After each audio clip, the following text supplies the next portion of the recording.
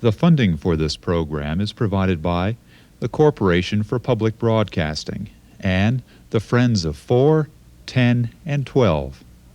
Washington Water Power Company is asking for the largest rate increase in its history, and the Public Utilities Commission must decide whether customers should pay for two controversial new power plants. Having found that those were prudent decisions, then the ratepayers should share in any over or underestimating.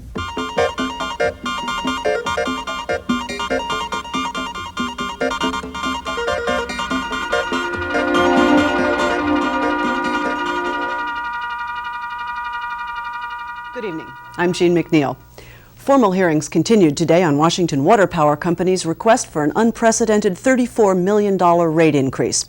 Should that be granted, the company's 56,000 northern Idaho customers would see their bills go up by almost 61%, an average of about $18 a month. Nearly 3/4 of the money the company wants, more than $25 million, would go to pay for two controversial new thermal generating plants, the Coal Strip plant in Montana and a wood waste plant in Kettle Falls, Washington. Because of the cost of those plants and their impact on Washington Water Power's traditionally low rates, the case has generated a lot of interest in northern Idaho and has drawn formal intervention from a number of groups: Potlatch Forest, two mining companies, Idaho Fair Share, and the Idaho Retailers Association. Tonight, with the President of the Public Utilities Commission and two of those interveners, we'll look at the issues involved in this record-setting rate request. Washington Water Power declined our invitation to provide a representative for this broadcast, but producer Mark Krein attended yesterday's hearing in Moscow and spoke with company president Paul Redman. On the stand yesterday, Redman defended his utility's decision to get involved in the two controversial new thermal plants. We, as a corporation or as a group that is attempting to forecast, are not predicting the future, nor do we contend that we can predict the future more than anybody else can. All we can do is make the best managerial decisions that we can based on the information that we have at the time to make those decisions on. If we have done that, then we have fulfilled our obligation. The utility is asking for 61% from its Idaho customers, but only about 36% from Washington ratepayers. During a break in the hearing, Redman told producer Krein that's because Washington customers have been paying for the new plants all along. Well, I think we have to recognize that over the past few years, Washington Commission has allowed higher increases than Idaho. And last year is a very good example where Washington Commission allowed a 12% increase. The Idaho Commission allowed about a 2% increase. If you do not feel that you should pay for plants during the time that they're being constructed, and that you should not pay for them until they come online and are used and useful, then the rate impact in 1 year when they do come online is going to be significant. But you can mitigate that by allowing some of the plant to be included in rate base as the construction is occurring. And that's been the difference between Washington and Idaho. Washington has allowed some of that, Idaho has not. So what happens is you get that differential in rate increase requests, and that's exactly. Remember that what we're asking in this case is not that we collect anything for plants that are under construction. We're asking that the plants that will be completed by the time the rate case is over and will be used and useful are placed into rate base.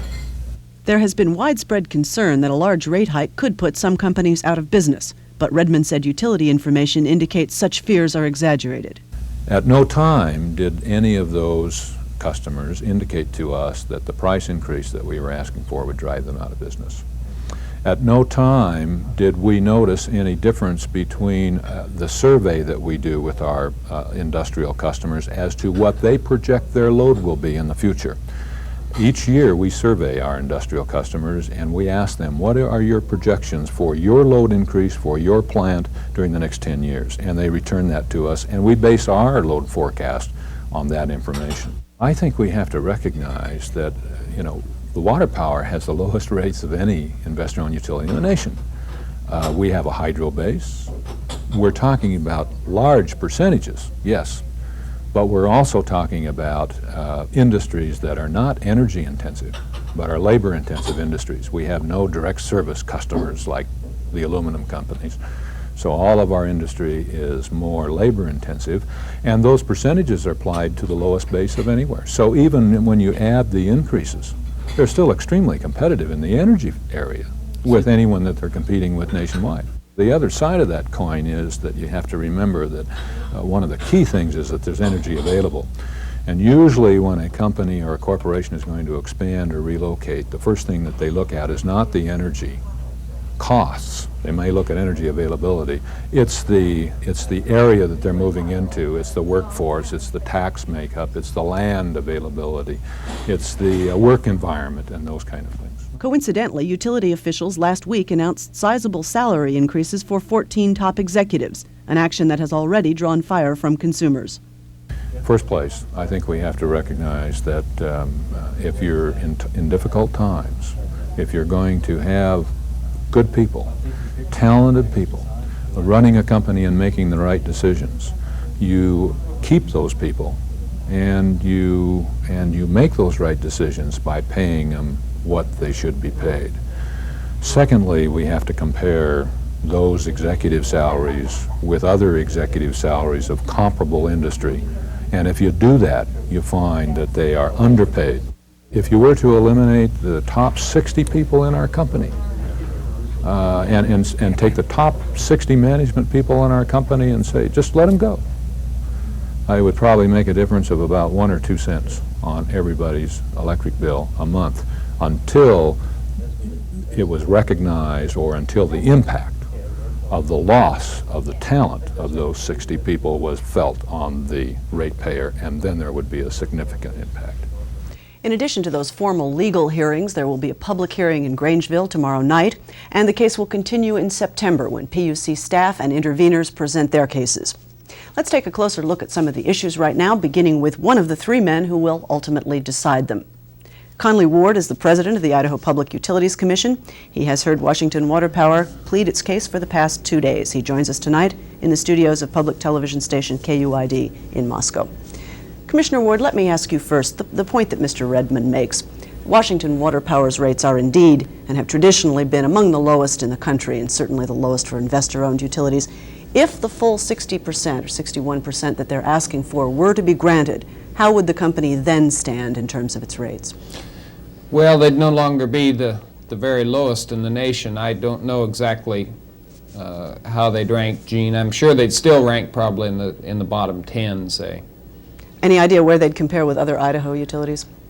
Right off the top of my head, I couldn't say for sure. It'd be very close to Idaho Power's rate, probably just a little under it. But again, that's assuming the full increase was granted. Yes. Their rates have been so low because of the utility's abundance of cheap hydropower. Is what we're looking at here in large measure simply the end of an era? Well, to some degree, yes. It's clear that part of the run-up in utility costs across the entire region is due to the end of large-scale hydroelectric plant availability, but it's partly more complex than that. It's certainly as much as anything the cost of money, the Federal Reserve Board's policies and the discount rate that has driven interest rates up over the past handful of years is every bit as instrumental as the change from hydroelectric production to thermal production. Let me ask you about one of the issues raised in that videotape piece. One of your colleagues, Commissioner Perry Swisher, also makes the argument Mr. Redmond does, that by forcing ratepayers to pay for at least part of the plants while they were being built, as the state of Washington has done, you could have sent what Swisher calls price signals, avoided some of the shock, perhaps, that's accompanied this request. Is there merit to that argument? Well, yes, there's merit to most arguments that are presented by intelligent people in good faith.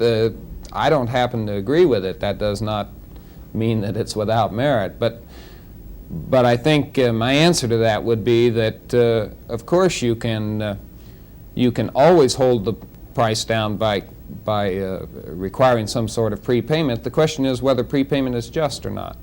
And we've had a division of opinion in the commission over that, and there's been a division of opinion in the country at large over whether there ought to be prepayment or construction work in progress for plants. And you simply don't believe that it's just?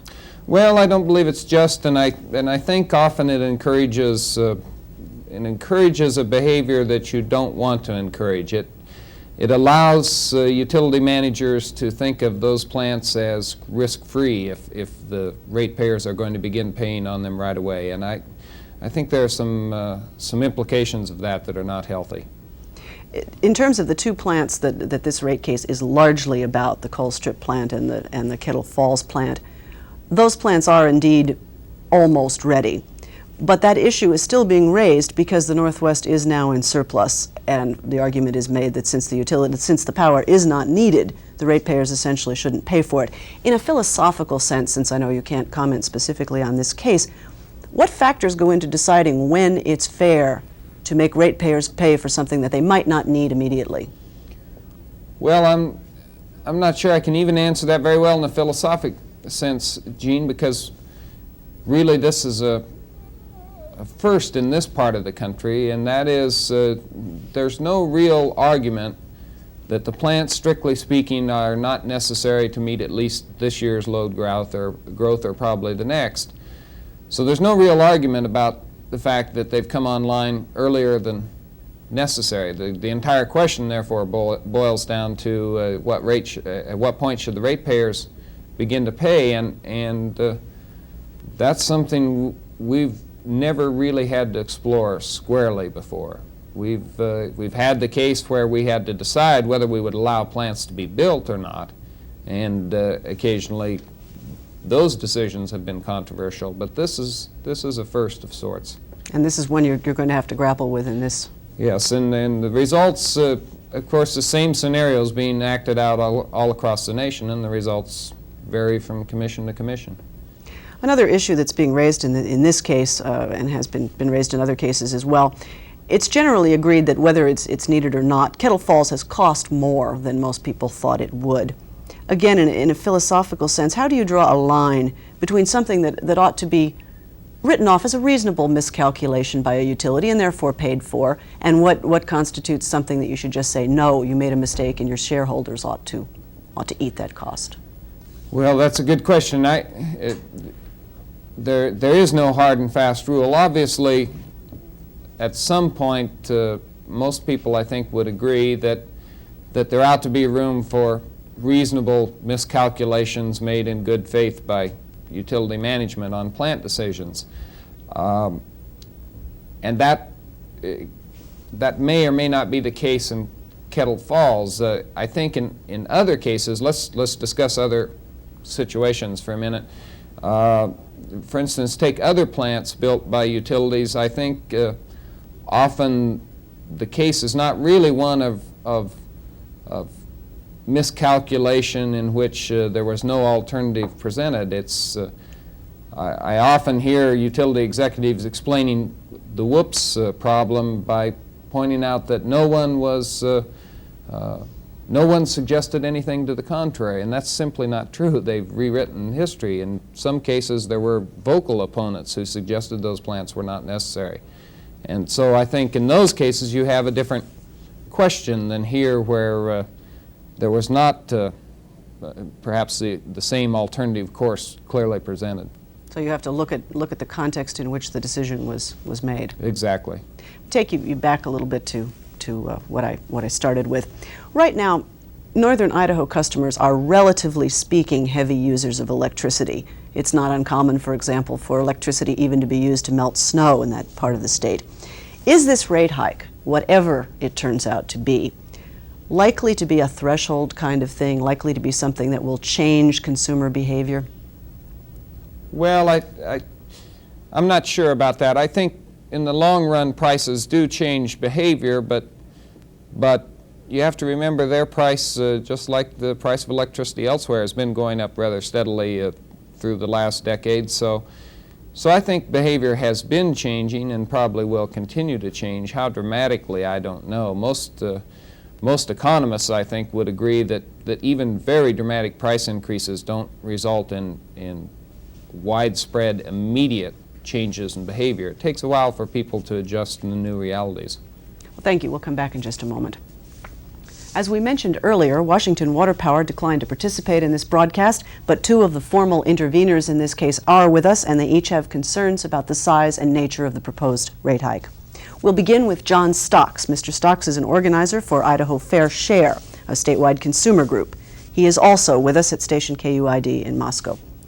Mr. Stocks, what obviously a central issue in this case is the cost of those two new thermal plants. What would you like to see the Public Utilities Commission do with the cost of those plants? I think you have to look at the cost of the two plants, in particular Kettle Falls, relative to the current surplus situation that water power is facing over the next few years.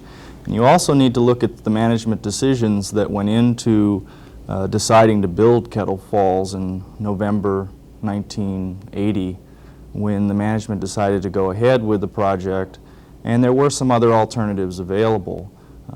If you look at the documentation that they provided in their testimony, they did not look at the alternative for purchasing power from the cogenerator at Lewiston, nor do they have any documentation about implementing an upgraded conservation program, If I may interrupt you just a moment. You're suggesting perhaps that this may be on a smaller scale, a little bit like that Whoops situation where people were saying it wasn't needed or it could be gotten somewhere else. Well, I think particularly with Kettle Falls, because the project is a shorter term project than the Colstrip number 3, that's true. I think that, well, yesterday Mr. Redmond testified that the company was aware that Potlatch was going to build a cogenerator in the late 1970s. And I think that in their resource analysis that they did to determine the 1980 decision, the alternative resource analysis, that they refused to consider for some reason, and that hasn't been determined yet, the cogenerator at Potlatch. Why is that a position that we're interested in? Because Potlatch is an Idaho company that is providing a form of energy that essentially is just a passing on of the costs of that power to ratepayers, as opposed to the cost plus whatever the company is allowed to earn on their rate of return. So there's certainly a ratepayer issue.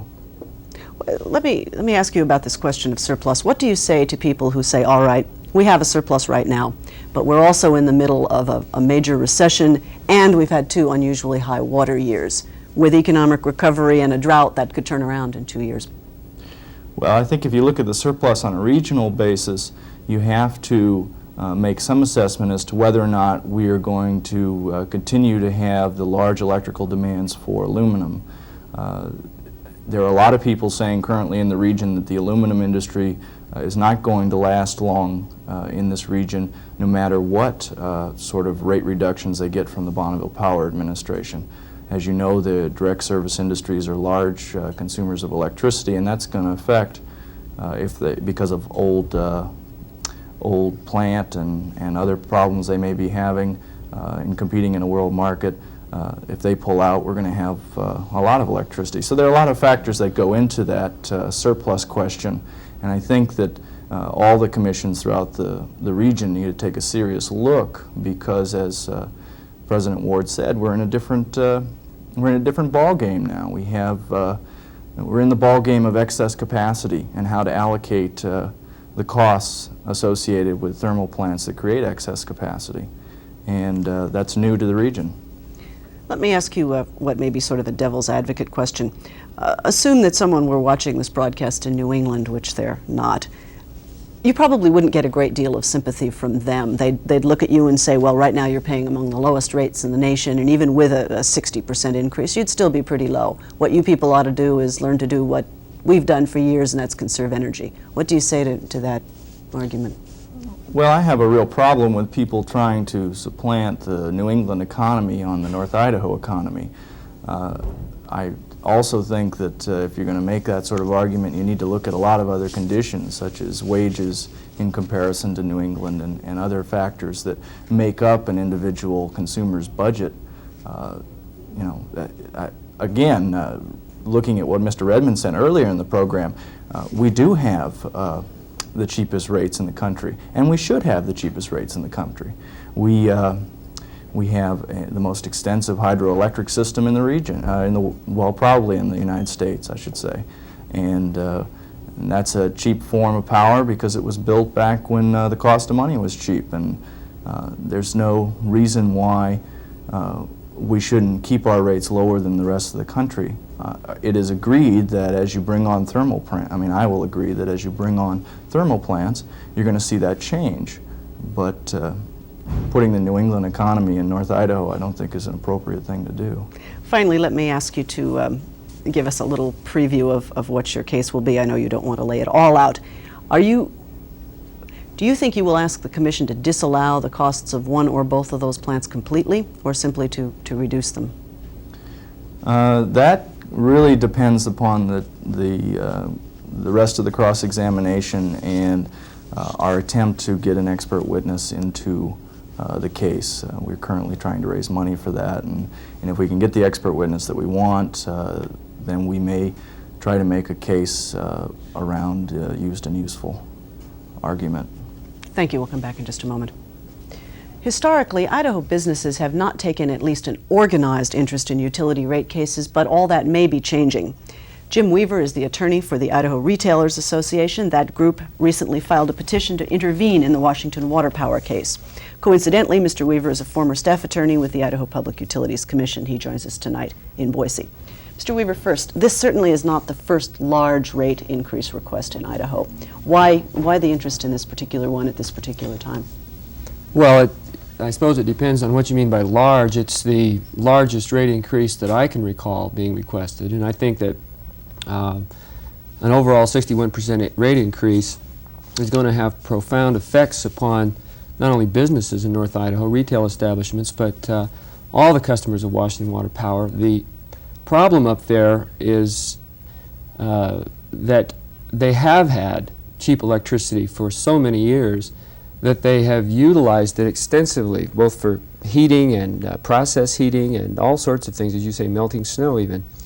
But it's the relative size of this increase that's going to impact them. And it tends, to my mind, to beg the question somewhat to play the devil's advocate as you've done and state that there will still be very low rates, because I think the real question is what will be the impact on the North Idaho economy, and in my case specifically retail establishments. What do you think it'll be? Are we going to see businesses going under? Oh, I'm not prepared to make that kind of bold assertion.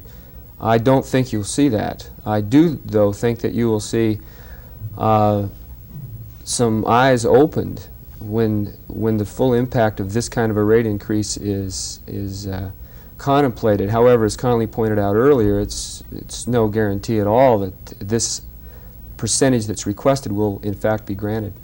Do you see any grounds for arguing for essentially preferential rate treatment for business customers? I am one who can't advocate what have been called probably most directly cross-subsidies in allocation of revenues allowed to a company.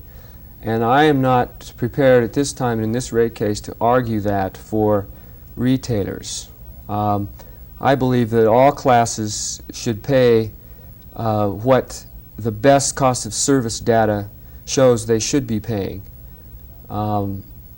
Unless, of course, if you have a situation such as you have in other parts of the state, there may be classes that do deserve somewhat of a break due to short-term economic conditions. Let me ask you a more general question.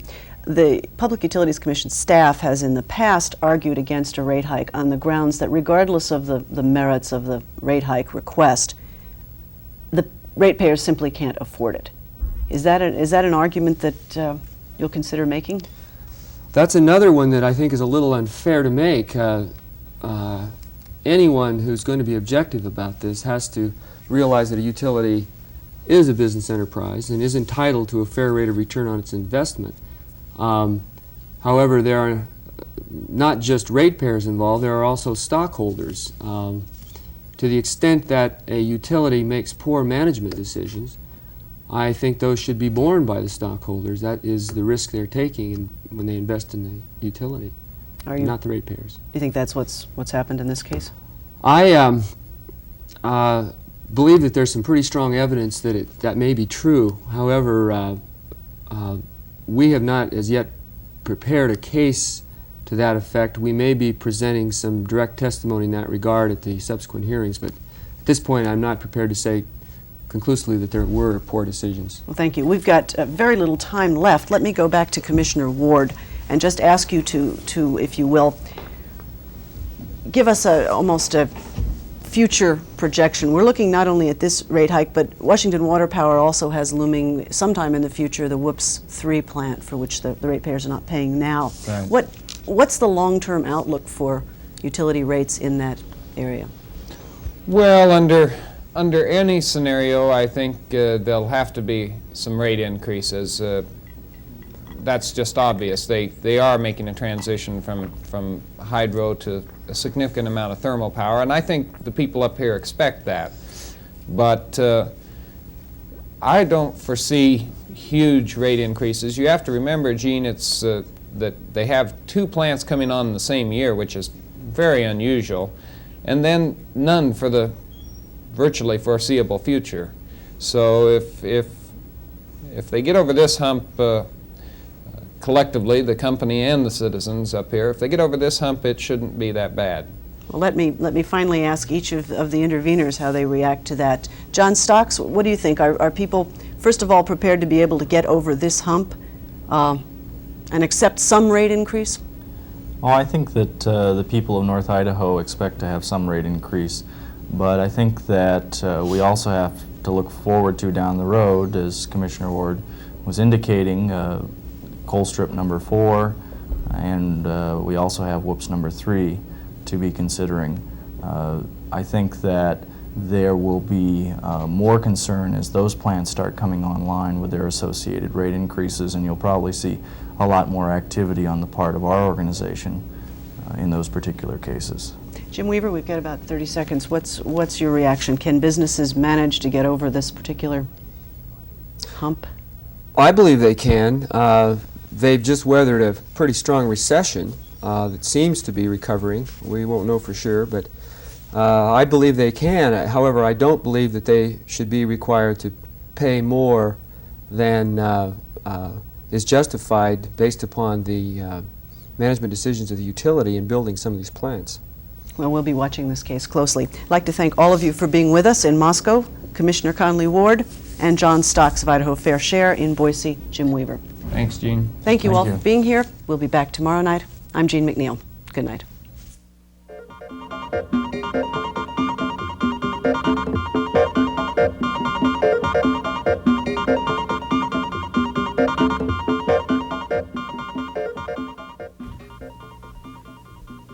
Idaho Reports has a new time beginning Monday, September 5th. Join us at 6:30 p.m. And that same day, McNeil-Lehrer News Hour makes its debut.